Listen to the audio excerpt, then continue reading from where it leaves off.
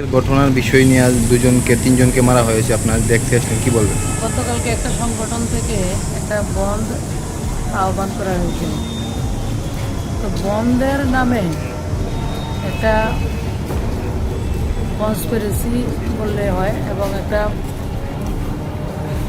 উত্তেজনাপূর্ণ পরিবেশ তৈরি করার চেষ্টা করা হয়েছে, যার ফলস্বরূপ আমরা দেখলাম এখন দুজন, একজন ইঞ্জিনিয়ার আরডির আর একজন বিডিও সাহেব, তারা গুরুতর আহত। এবং যেটা আমার মুখ্যমন্ত্রী বলেছেন যে তাদেরকে অ্যাটেম্প টু মার্ডার এমন করে তাদেরকে উপর আক্রমণ করা হয়েছে।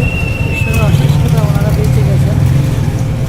তো এই ধরনের আক্রমণ দুর্ভাগ্যজনক এবং যারা করেছে একটা জাতি গোষ্ঠীকে টার্গেট করে এই ধরনের আক্রমণ সাধিত করা হয়েছে।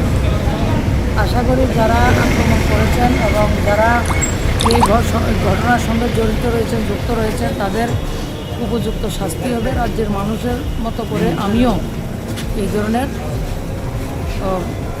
আমারও দাবি যে এই ধরনের যারা করেছে কাজ, ভিন্ন একটা কাজ করেছেন, তাদের দেওয়া হোক।